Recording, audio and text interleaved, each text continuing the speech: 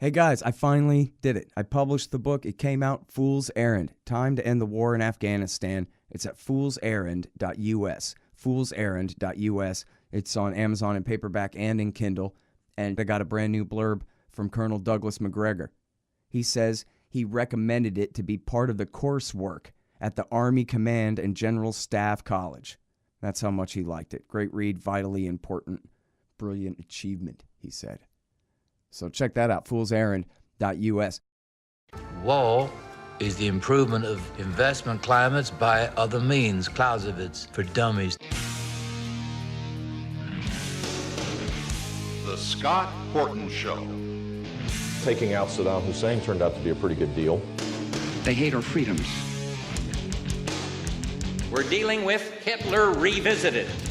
We couldn't wait for that Cold War to be over, could we? So we can go and play with our toys in the sand. Go and play with our toys in the sand.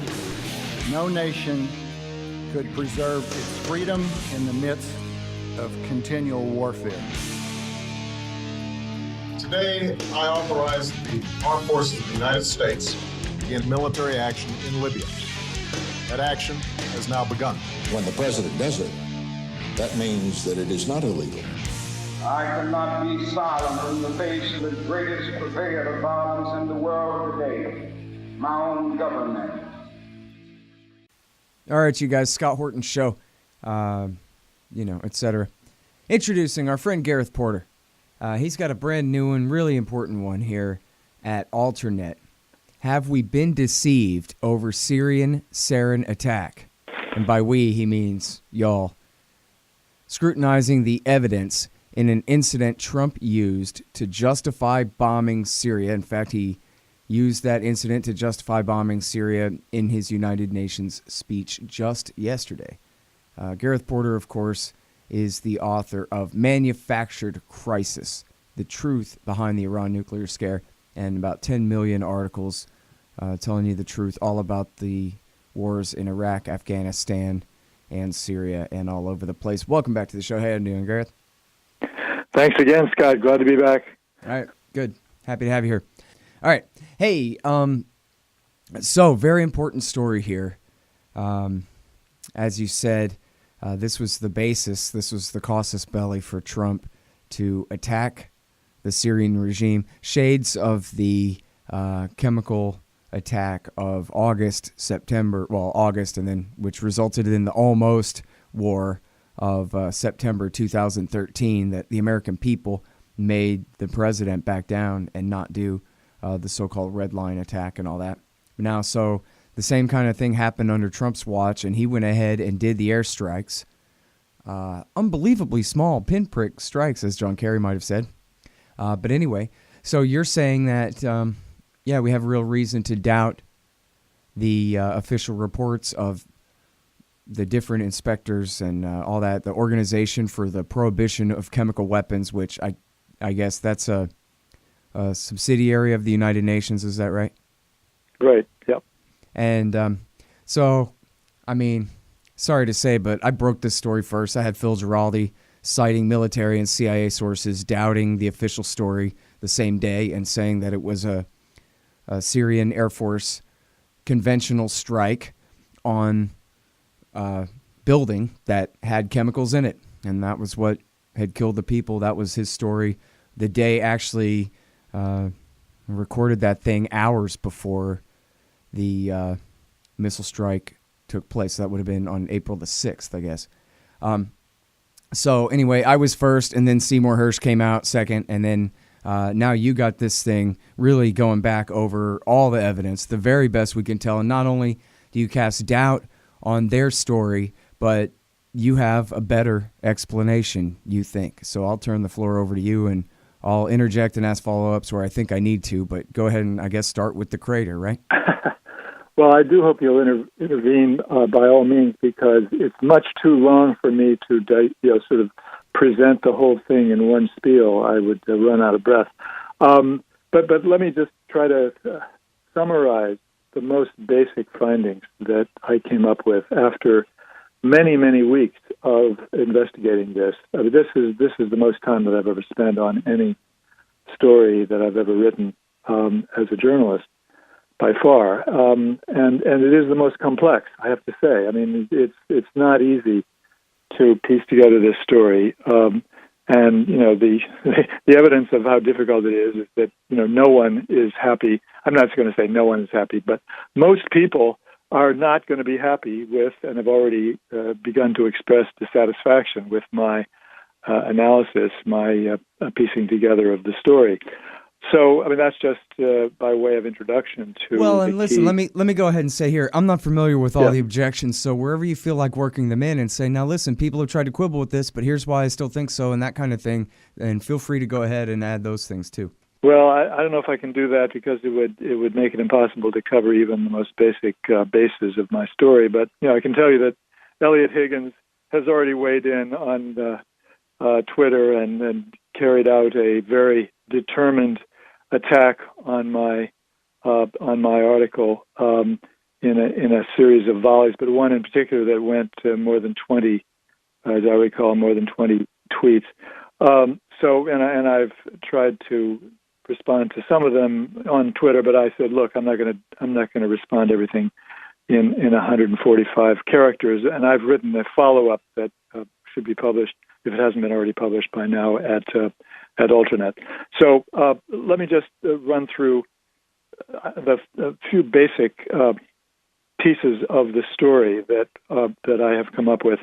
The first point is that the story about the Sarin bomb crater, that is this hole in the middle of the road in Khan Sheikoun, which just happens to have, according to the videos and photographs of it that came out immediately after the event, happens to have a long piece of metal and some sort of filler cap that somehow magically land right in the hole itself.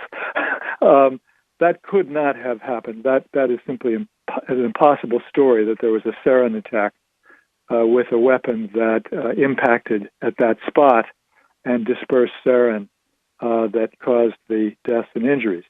And there are a number of reasons for that. Part of it is that I would say that the single biggest point that I make in my piece is that there should be pieces of the weapon.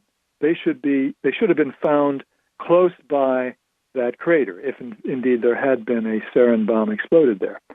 And this was the unanimous opinion of the people who I interviewed for this, including the former Defense Department head of the DoD's office that was in charge of inspections of chemical weapons for the U.S. U.S. Soviet agreement on chemical weapons. And so this is in the 1990s. So this guy acknowledged, because he was trying to come up with a plausible way that this could be explained. He admitted that the pieces of the weapon should have been found. They would have fallen within a few tens of meters of the crater, but there was nothing. There was nothing there. There was nothing ever photographed. And indeed, I interviewed Ole Solvang of Human Rights Watch, who was the author of their very highly publicized report on Khan Sheikoun, and he acknowledged to me that he had interviewed dozens of people in and around Khan Sheikoun who claimed to be witnesses or even eyewitnesses, and they all told him that they had not seen any evidence of pieces of a weapon. They had never found or heard of or seen any pieces of a weapon. So, and of course, the local officials there and the media activists never claimed that they'd found it. This was a metal huge pipe. blank spot. There was a metal pipe. You're saying that wasn't a weapon? The piece of pipe, yeah. That is indeed what some people are arguing, that was part of a weapon. But without other parts, regardless of the origin and the nature of that piece of metal, that pipe, if you will, there's no case that you can make that there was an explosion of a bomb there. You can't simply have some long piece of metal and claim that that's evidence of a weapon. Now, of course, it's true that Human Rights Watch tried to turn that pipe, if you will, into a former Soviet chemical weapon, a KHAB-250, as they designated it. But a lot of digging around, particularly by Michael Kobbs, a Berlin-based independent forensics expert or researcher, and some of my own research shows that it's simply impossible that's the case. For one thing, the pictures that were used by Human Rights Watch or the source that they relied on to make the case showed a former Soviet chemical weapon which had a fill cap, what looked like a fill cap, but that picture would not have the cap that was shown in the crater, pictured in the crater, could not have been the one that fitted into that weapon that was pictured by Human Rights Watch. So that's just one piece of a much larger puzzle. And what I found was that weapon had been introduced in 1945, like 10 to 15 years, 10 years at least, before the Soviet Union even had a program to produce sarin. And so it was not a weapon to disperse sarin, and it was phased out in the early 1960s, before, in fact, the Soviet Union did have had produced sarin. So that kind of scenario doesn't make any sense. And it's almost the like pictures that they relied on. They just did an image search for show me a pipe with a green stripe that could fit, and then tried to make it fit or something like that. Well, I mean, that so-called green stripe, of course, is not real evidence of anything. I mean, all right, but now answer me this though, because it seems like there's a contradiction in your story here, where you quote a bunch of experts saying that, listen, you wouldn't even have a crater like that if it was a chemical round, because if you had enough explosive to create a crater like that, it would destroy all the chemical weapons. So that makes sense. You would have just enough explosive to open the thing and disperse the chemical. But then you say if it had been this Russian bomb, it would have left an even bigger crater than that. And so I'm confused about that. The Russian bomb that Michael Kobbs finally located, that was the closest thing to a 250. I'm not sure if that's what you're referring to, but that there was a reference to a larger Russian bomb. It certainly would have created a much bigger crater. The problem, the problem with the story about the crater is that a chemical weapon, sort of a normal chemical weapon, does not create that kind of crater. As you said. Well, here's the part I'm referring to. You say even if it had been the KHAB-250 and it had somehow appeared in Syria, the bomb could not have made the crater shown to the world as the site of the sarin attack, according to Gilbert. If it had, Gilbert explained, the crater would have been several times larger rather than smaller. Right, because it was a much larger weapon. Right. I mean, it's true. Yeah, but he was the one who agreed that you would have found the pieces of the weapon, and there's nothing to indicate that there was such a thing. And I did confront Elliot Higgins with this, by the way, and his response to that point, that critical point, central point in my article was, well, I asked him to explain it. He said, I prefer not to speculate. So he doesn't have any clue as well. In other words, when you ask where are the tail fins, where's the rest of the bomb, he says, I prefer not to speculate. In other words, he has no idea. He has no idea, has no answer. And so this whole theory really has no support whatsoever, and that should probably end. That was enough of an article right there. But being who I am, I insisted on plowing ahead and trying to figure out, okay, what happened here in this city of 80,000 or so to cause a large number of people to die and be to be sent to a hospital. And so that brings me to the story that Sy Hersh published in Die Welt, which, of course, is a story of how the Russians used the deconfliction line to tell their American counterparts that the Syrian Air Force was going to carry out a strike in Khan Sheikoun on the 4th, and that they were targeting a two-story building, a two-story dwelling that they had intelligence was going to be used for a high-level jihadist meeting, an Al-Qaeda, maybe Al-Qaeda plus other people, it wasn't clear, meeting. And furthermore, that there were stores of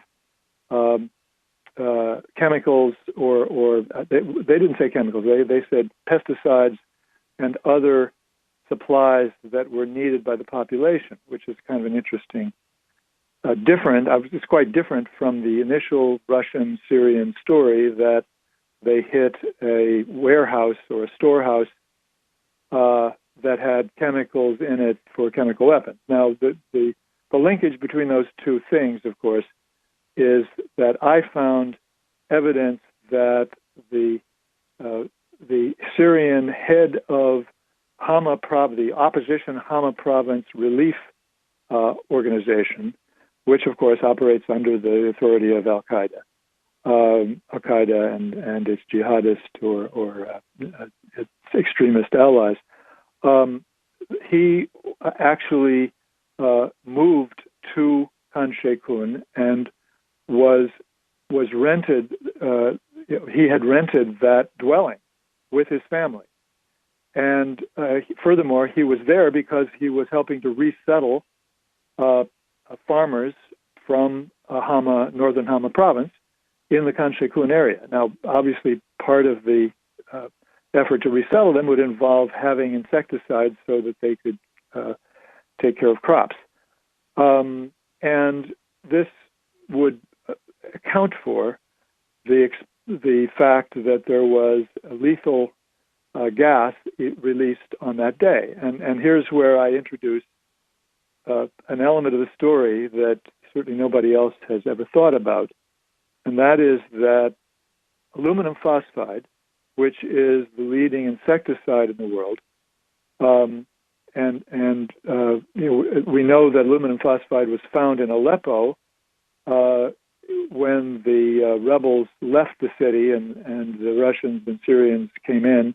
They found sacks of aluminum phosphide there in a place where they claimed there were other chemicals that could be used for chemical weapon. Now, aluminum phosphide can produce phosphine gas, which is highly lethal, if it comes in contact with moisture in the air. Now, in Khan Sheikoun, it's bound to have moisture in the air, and that would account for if there was an explosion in an airstrike on a building.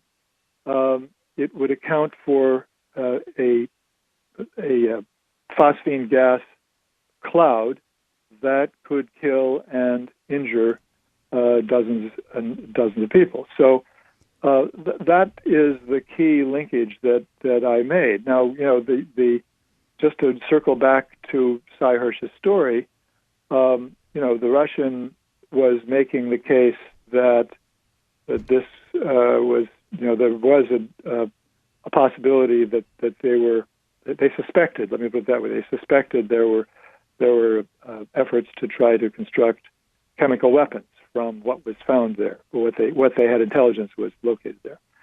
Now, there is, of course, a trail of evidence that shows that that both ISIS and Al-Qaeda could have either did or could have been working on chemical weapons that involved phosphine gas. And the first indication is that there was reportedly use of a chemical weapon with phosphine gas in it used by ISIS against Kurdish fighters in 2016. And in later in that year, as I said, the Russians came across supplies of aluminum phosphide, and we're suspecting that this must be somehow connected with chemical weapons. I'm not suggesting that is necessarily the case, but there is reason to think that the Russians and Syrians had suspicions about that. So the final piece of evidence is that there was a bombing attack late last year on the grain, not the grain silos, but a warehouse right next to the grain silos, which basically destroyed one part of that. So, it suggests the possibility, at least, that there was a suspicion that there was some sort of supplies of aluminum phosphide that could be used as a chemical weapon.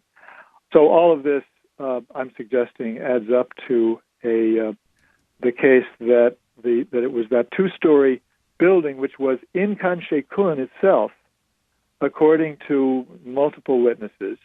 It wasn't outside the city, and of course the official, Russian Syrian account of this is that the target of the airstrike carried out that day was at the White Helmet complex, which is a few miles outside of Khan Sheikoun, not in the city itself.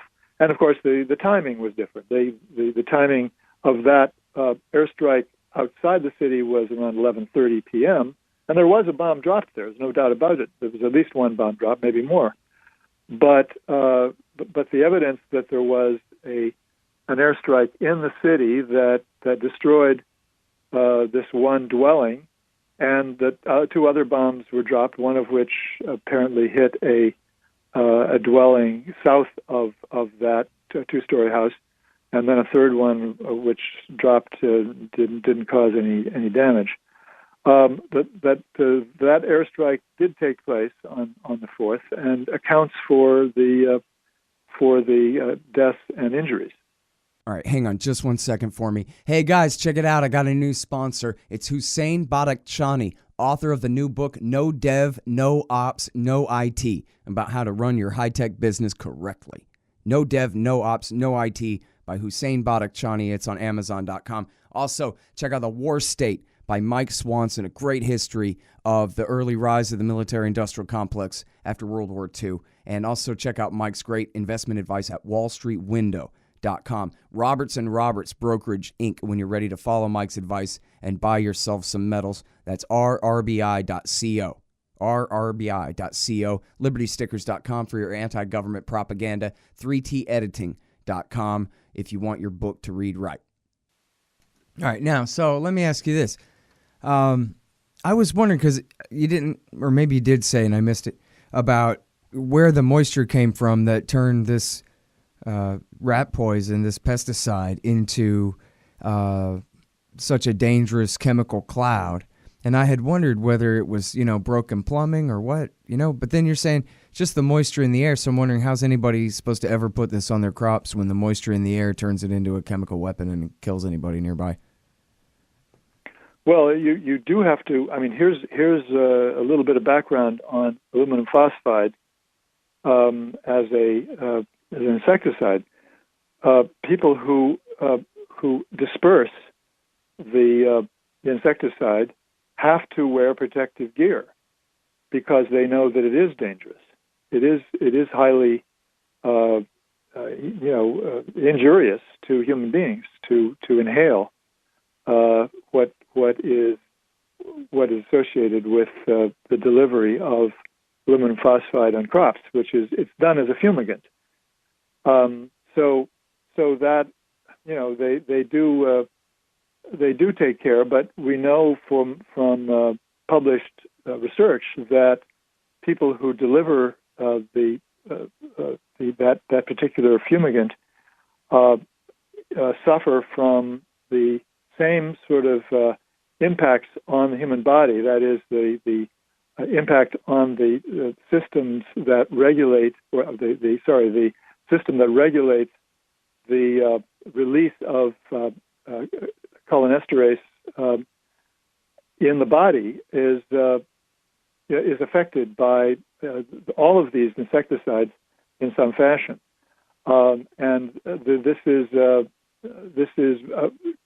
it's been documented very well that there is a similarity between the way in which insecticides, including phosphine gas, is a particular case of an insecticide turned into something even more lethal. The way it operates in the human body and sarin, they're very similar. They operate in the same way. Mm-hmm. Well, so I guess it makes sense. Also, let me say, Scott, that there are many. Just let me add, there are many cases of accidents that have taken place where people, used the solid, what is initially a solid pellet on their lawns or in their houses, and thinking that they're using it in a space that is not going to threaten the family. There have been cases of families suffering even lethal doses of the gas from the aluminum phosphide, and other cases as well where it has escaped from ships which had aluminum phosphide on board, and they thought it was in a tight compartment, but there was leaks, and there were injuries and deaths as well in those cases. All right. Now, so it makes sense, I guess, that so the Syrians bomb a thing that has this pesticide in it. It's rat poison is what it was, right? Isn't that what we said? It's for rodents. Well, it has been used as a rat poison. Yeah. I think it's used for other insects as well. But anyway, rat poison is one of them. Yeah. So, so there's a cloud of poison gas. Some people die. We'll get to more about the medical science and all that here in a second. But so then. Okay, I mean, I'm speculating here. I'm imagining this part of it. The Al-Qaeda guys say, hey, let's make it look like they just used chemical weapons on us deliberately here, and there's a pothole, and we'll grab a pipe. We'll make it look like this is the impact crater. Lights, camera, action. You got the white helmets who are more a PR team than a rescue group anyway, working with Al-Qaeda guys there. So I guess that's, sort of makes sense. Probably makes more sense than... the way that, the official story here that Assad did this for no reason other than, his joy at killing civilians or whatever their claim is, when he has everything to lose by doing something like this. Your scenario is pretty much what I think is what happened. I wonder if they had said, well, Al-Qaeda's claims are, in the first place, whether anyone would have taken them seriously at all. I mean, here, look you're doing all the heavy lifting to debunk the official narrative, which we got from the servants of Ayman al-Zawahiri, the butcher of New York City. How in the hell is that even real? You mean the eyewitnesses that I'm suggesting are referring to the well, I'm talking about the white helmets and the al-Nusra guys who provided all the PR for the official narrative here. They all work for this guy al-Jilani, right? Right. Yes. Zawahiri's guy. So this is where we get our official narrative, and then we have to go to our alternative media to debunk the Al-Qaeda/USA narrative of the event. I just was, noting that's kind of curious and interesting. Yeah. But anyway, I can see it. Sorry? I was just saying, I could see what you're saying, though, that so this accident takes place, or this, effect, this inadvertent effect of this airstrike takes place, and the white helmets swing into action and make a little music video out of it, and next thing you know, but now you're going to have to really convince me all about these UN inspectors don't know what they're talking about, and that all the footage of the dying people means what you say it means and not them, so go ahead. Well, first of all, let me just address the question of what were the Syrians thinking when they carried out the airstrike. I mean, if I'm correct, what was the motive? What was the intention? And I really can't answer that precisely. I mean, in fact, in my piece, I suggest that this is a question that really needs to be addressed to the Russians and the Syrians. I mean, precisely what was the calculation I mean, were you aware of the fact that this aluminum phosphide would have a serious, hitting that aluminum phosphide in the house would have the serious risk bear the serious risk of mass casualties in Khan Sheikoun.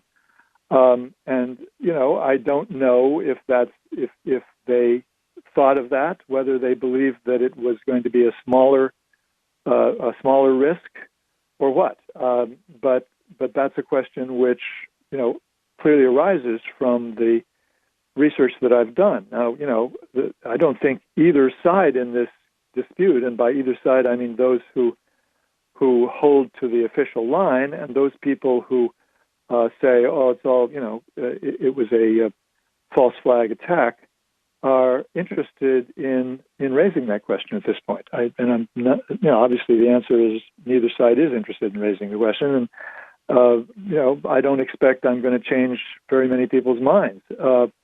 I think that the sides are very, very strongly established in this thing, and that nobody's really interested in that question at this point. They've already made up their mind. So I just wanted to make that point. But to come to the question that you just raised of the OPCW laboratory tests and so forth, this is a very important point in my view to understand that the report that the OPCW issued, which of course then became the basis for the mass media to reinforce, to reconfirm their finding of the earlier in the year that this was indeed a Sarin attack by the Assad government. That this report is subject to very serious problems. It's very problematic because the tests that they ran, that OPC laboratories, the laboratories that the OPC uses to test the samples that it collects, were subject to very serious problems of being fooled or simply being wrong. And I talk about both the problem of environmental samples, of course, being tampered with, environmental samples collected by the White Helmets. This is a matter of public record. They showed videos of themselves collecting the samples from the crater and nearby the crater.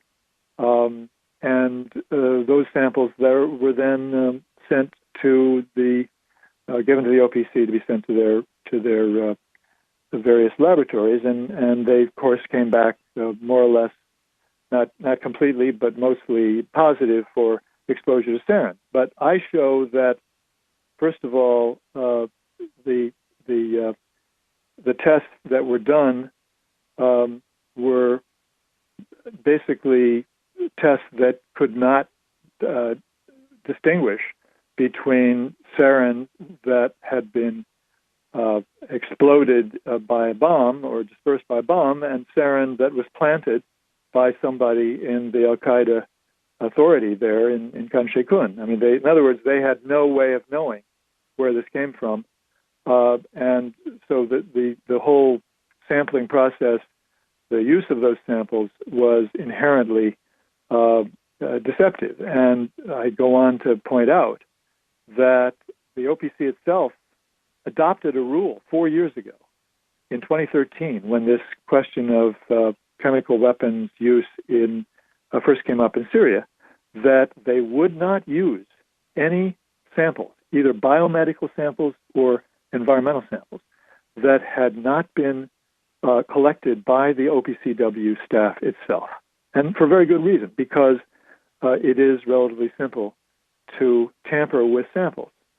And in this case, of course, there is a lot of information indicating that Al-Qaeda was working on getting access to sarin, and despite the fact that the UK and the United States and other governments have repeatedly said, well, we have no confirmed evidence that the opposition has ever had possession of sarin, much less used it. That is by itself worthless because it doesn't mean that there are not intelligence reports indicating that they could have had access to sarin, and that remains a big question mark surrounding the whole issue.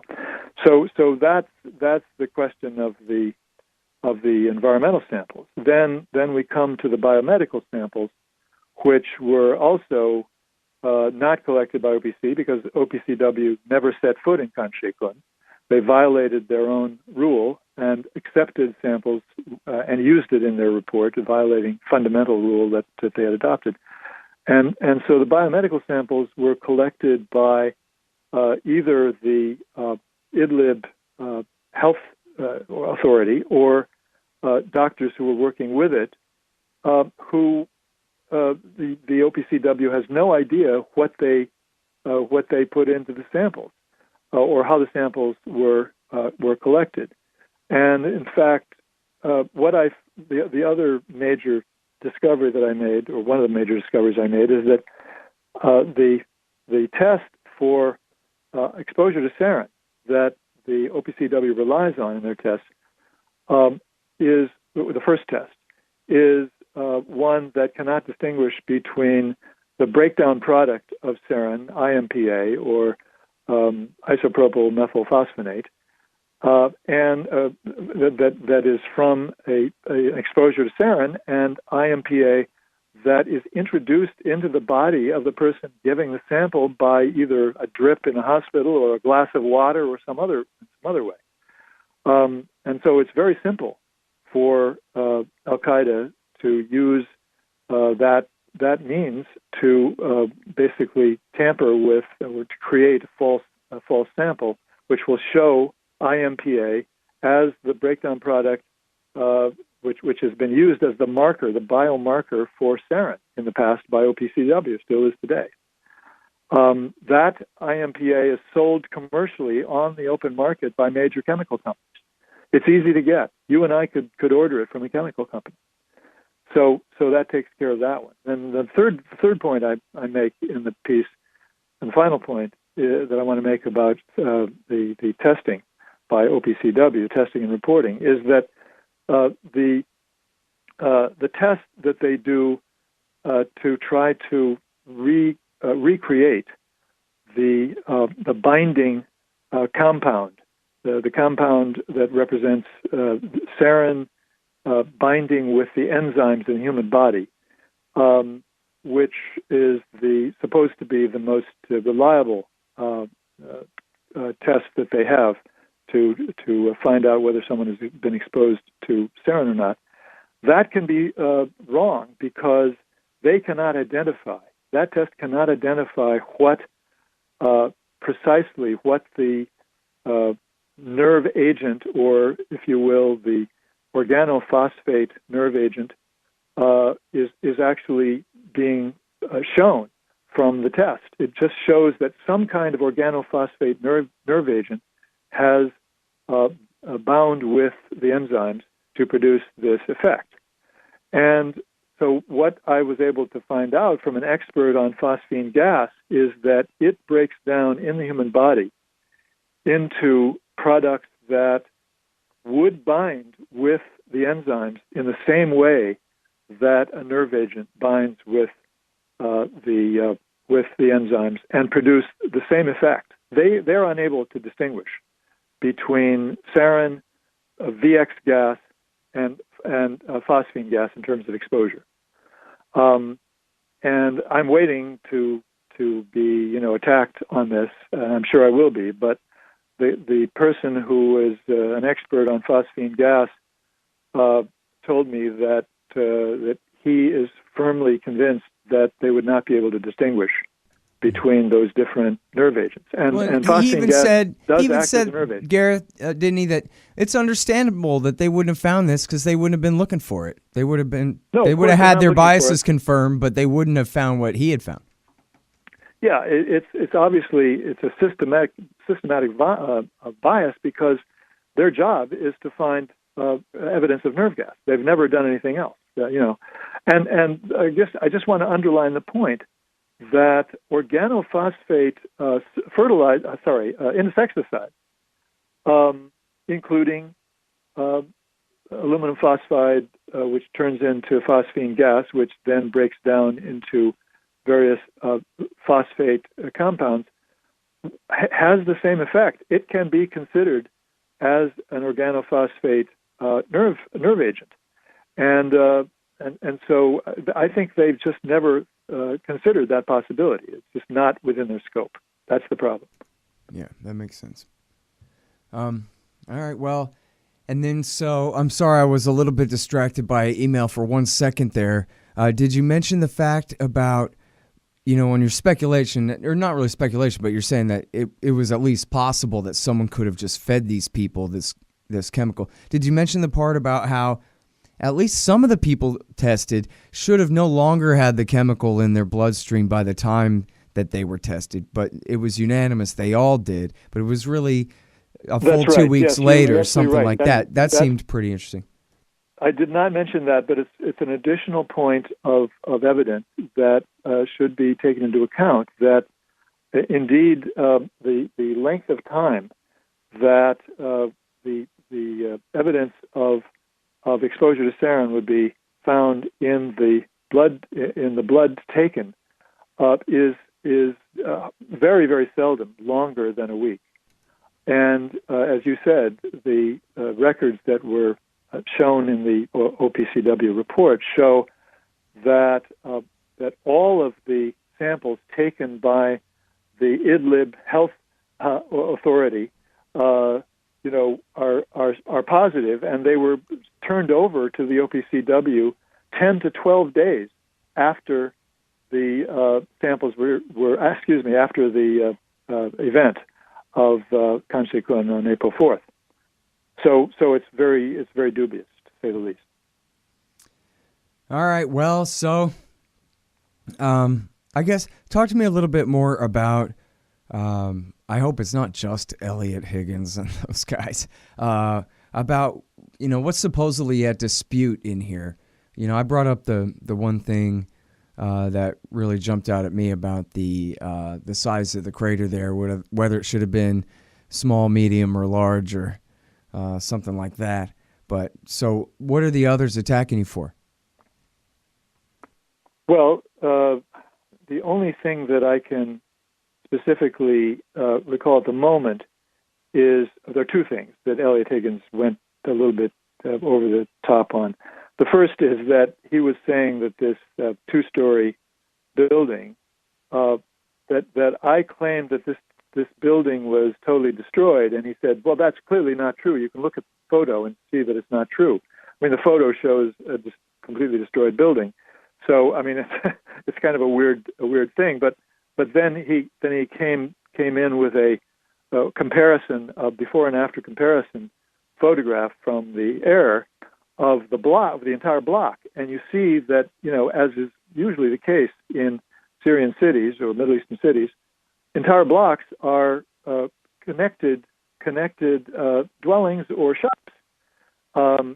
It's a solid line around either one side of a block or even more than one side of a block, and that's the case in this instance.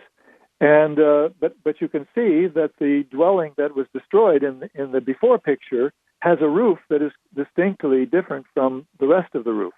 So there's no question that this was a distinct dwelling apart from the rest of the block. And he was nitpicking. He was saying I called it a building rather than a house. So that's one of the things he attacked me on. But a bigger issue that he tried to raise was the French government has made the claim that they got samples from Khan Sheikoun and analyzed the samples, the environmental samples from Khan Sheikoun, and analyzed them and found, lo and behold, that the sarin that's in the samples matches the sarin that they had from a sample in Sarakeb in April of 2013. That is the alleged sarin attack in Sarakeb of April 2013, and so the French government is saying that their analysis of these samples of sarin show that it has to be the Syrian government because it has hexamine in it, and they've always, Higgins and Bellingcat and Dan Kazet have always made a big deal of the fact that the Syrian government turned over supplies of hexamine to the OPCW as part of the agreement to give up its chemical weapons program. And so they're making the argument. But, I've now debunked this in a separate article. I don't want to go into the detail on that, but I've now written a follow-up article debunking the Higgins argument about the French government and its discovery. I mean, there are multiple flaws in it, which I have pulled together for this article. So you'll have to wait until that's published, and we'll do another one. Well, I'd like to see a piece on the military and CIA sources, that the ones who talked to Giraldi, the ones who talked to Hirsch, whether they're the same people or not, I don't know, and whichever other ones too. I mean, in Hirsch's article, they were trying to talk him out of this. I never can figure out who's more hawkish, the deep state or the president on any given issue. It's like they just flip a coin of who's worse and trying to get the others to do the worst thing. But anyway, in this case, apparently, it was the CIA and the military were saying, hey, boss, hold your horses, and he was determined to go ahead anyway. And I want to know more about the politics of that, because, last time around, it came out that some handful of analysts, at least, threatened to resign. They refused adamantly to put their signature on a thing like this, and they ended up putting out a White House government assessment, which was just a made-up thing because they didn't have an intelligence assessment from Langley because they didn't want to get hanged over this the way they did Iraq and the rest of it. Look, which was their Scott, I think there is an explanation for this apparent contradiction, and that is that at the very top of the CIA, clearly, you have officials who are not just careerists, but political figures who are bound to tack with the political winds.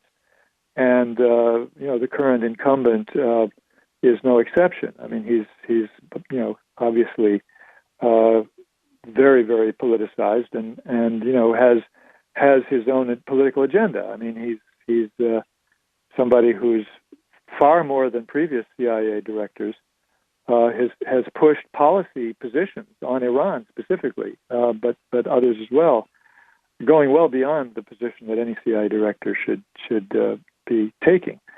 He's not supposed to be taking policy positions. But anyway, I have no doubt that there are plenty of people in the CIA who were fully supportive of the official line that was taken on what happened in Khan Sheikoun.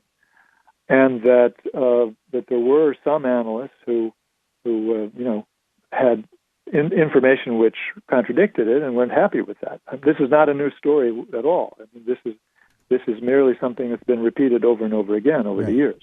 I mean, it's a big deal if it's really true and it can be proven that, look, the Russians were flying a drone over there. They were watching these guys. Everybody knew it was Al-Qaeda and Ahrar al-Sham and whoever were the ones dominant in that community. The Russians are talking in English over the red phone with the Americans all day, every day about everything they do. I mean, this stuff is either true or it's false. Gareth, come on, right? It's not like the Russians are going to coordinate with the Americans as they help the Syrians bomb a town with a chemical weapon. Look, I have to say that you have to leave a little bit of room for nuance here. Not every single thing that the Russians passed on to the Americans was necessarily 100% true. I don't. Well, no, I hear you about what you're saying. Their version of the story was later. I'm talking about when it happened in real time. Was this supposedly a surprise or wasn't it? They had the deconfliction line open or it wasn't?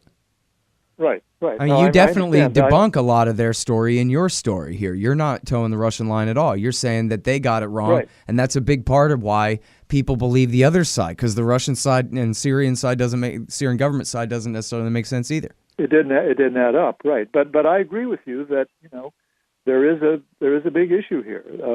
Was it true that they informed the United States ahead of time that there was going to be a strike or not? And you know what? I raised a straw man earlier about, because it is, you turn on CNN, Assad enjoys killing his own people. At what point will anyone ever stop him? That's the whole of the narrative about the war going on over there. But unfortunately, you're right, yeah. But that's too thin of a straw man. how about, I mean, I don't even know a good one I'm trying to play a devil's advocate in a sound way as best I can here, but I don't really know a good one for why in the world would the Assad government do this? I mean, is there any kind of solid argument or, one that's valid but not really. sound, that sort of makes sense on it, Scott, I didn't get into the whole controversy over, the motivation of the Assad regime or the alleged motivation of the Assad regime, either one way or the other. I mean, but I do believe that the evidence suggests that the fight that was going on in Hama province, south of Khan Sheikoun, between basically Al Qaeda and its allies on one hand, with some participation by the non-jihadists and the Syrian Air Force and Army on the other hand, had tilted back toward in favor of the Syrian government in the days before the Khan Sheikoun event. And I mean, they were not in a desperate situation where they had to somehow, alarm people to the point of panic. I mean, of course, I don't buy the idea that would have that effect at all. I mean, that doesn't really make much sense anyway. But the basic strategic situation was not one that would lend itself to any kind of argument that there was a motivation to use a chemical weapon, to use a sarin weapon in Khan Sheikoun at that point.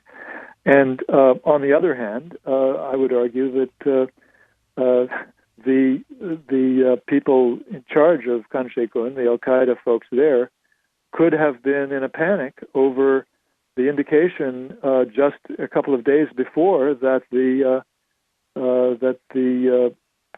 Trump administration was moving rapidly toward a position of no regime change in Syria and was sort of settling on that policy, and that would give them a very strong motivation to pull something off like this, a false flag, not a false flag, but a false storyline about what happened.